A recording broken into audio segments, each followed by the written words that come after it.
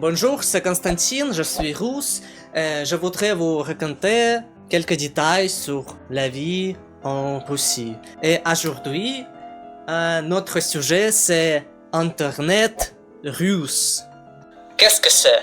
Pour répondre à cette question, nous aurons besoin de plonger un peu dans l'histoire de l'Internet en Russie, découvrir comment les événements de l'année 2022 ont affecté l'Internet en Russie, qui a blâmé pour des blocages de sites en Russie. Est-ce que la Russie est prête à isolement total d'Internet? Et bien sûr, je vais vous raconter mes prédictions sur le futur de la Internet russe. Commençons.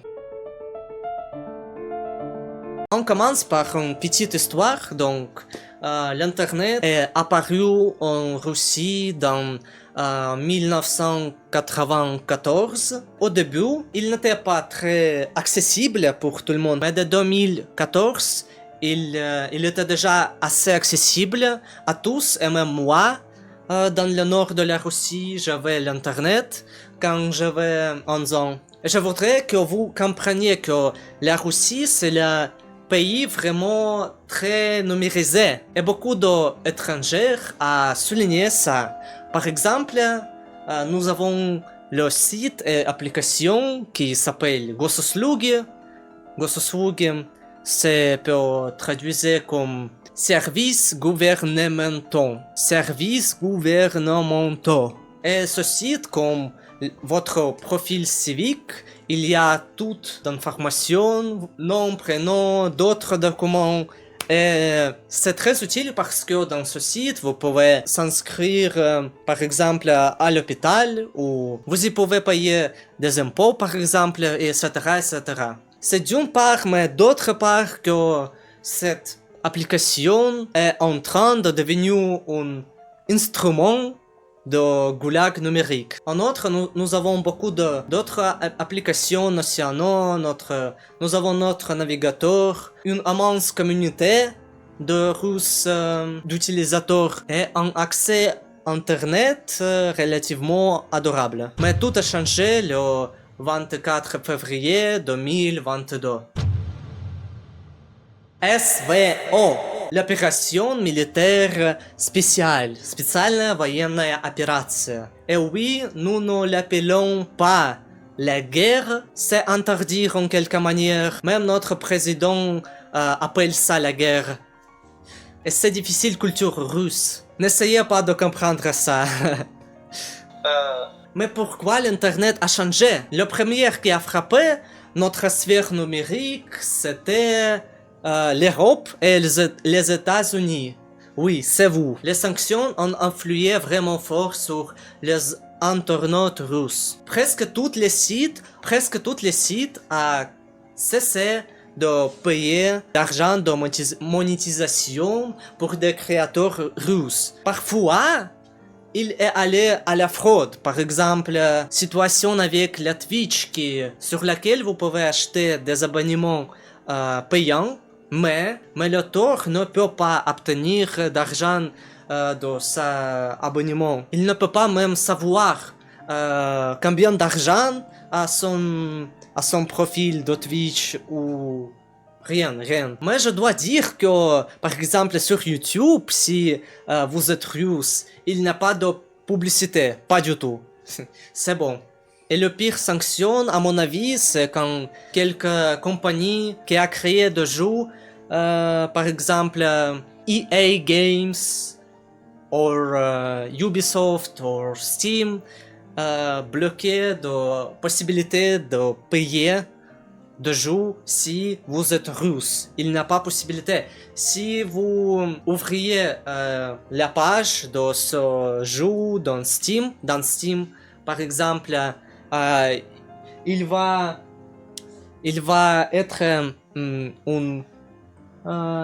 être une phrase comme ça: This item or game is currently unavailable in your region. Et d'autres choses, le pire, à mon avis, c'est le blocage complet. Par exemple, comme DeepL.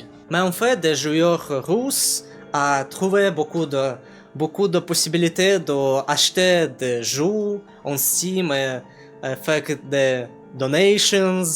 Je crois on va parler de ça dans une prochaine vidéo. S'abonner. Et c'est la grande chose, mais ce n'est pas tout. Pauvres Russes ont le gouvernement. Alors notre Roskomnadzor, c'est peut traduire comme le département de sécurité d'Internet. Mais leur fonction générale, c'est s'énerver des citoyens. Donc, les internautes, les utilisateurs d'Internet russes, a été pressés par des sanctions et par d'autres côtés, par gouvernement. RKN a bloqué plus que 1000 sites. Désolé, j'ai fait petite erreur. Roskomnadzor a bloqué seulement pour dernière année plus que 1 200 000 sites. Seulement pour dernière année, désolé. La plupart des sites ont été bloqués sous prétexte qu'ils diffusent de fausses informations sur la Russie. Et maintenant, je vous propose de jouer un jeu. C'est bingo. Devinez quels de sites sont bloqués en Russie. 3, 2, 1. Monsieur et madame, regardez. Et oui, il n'a pas de site marché que Twitch. Les Russes sont celles qui ont elles-mêmes cessé de travailler en Russie.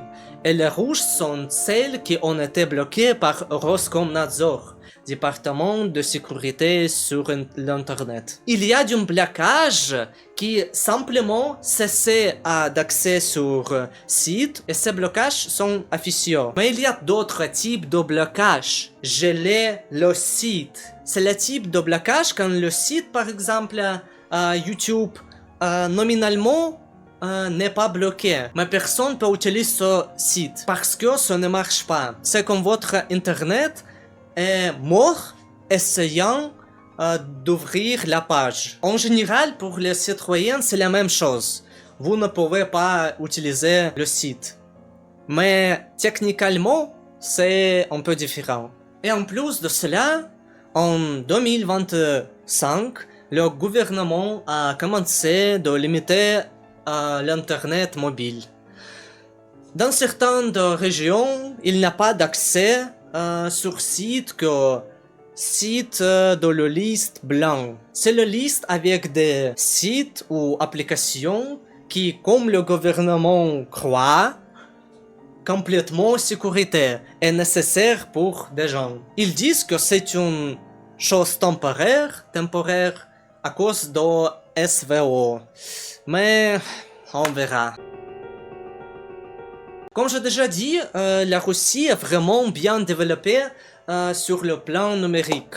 Et notre programmeur a créé des remplacements de sites bloqués. Par exemple, au lieu de Facebook, nous avons Vkontakte, le site qui a été créé par Pavel Durov. Au lieu d'YouTube, nous avons RuTube, Russian YouTube, RuTube, ou VK Video. C'est l'application d'écosystème de Vkontakte. Au lieu de WhatsApp ou Viber et Telegram, qui sera probablement bloqué aussi en Russie, Telegram, nous avons Max. Ce qui est déjà forcé à télécharger dans l'école et les universités, bien qu'aucun des étudiants ne sont pas heureux et veulent plutôt vomir de cela. Comme vous déjà compris, la Chine comme un grand frère pour nous. Et maintenant, mon prédiction sur le futur de l'internet russe. Donc, je suis optimiste, et j'espère que nous ne va pas vivre comme en Corée du Nord. Et après de SVO, le gouvernement va lever des blocages, comme j'espère. Peut-être je suis naïf. Et Trump va lever des sanctions. Comme vous avez déjà vu, des gens russes a été attaqué par de deux côtés, sanctions et propre gouvernement. Mais je crois qu'après ces problèmes géopolitiques, Russie va être encore la part de civilisation européenne et d'internet global. Au revoir.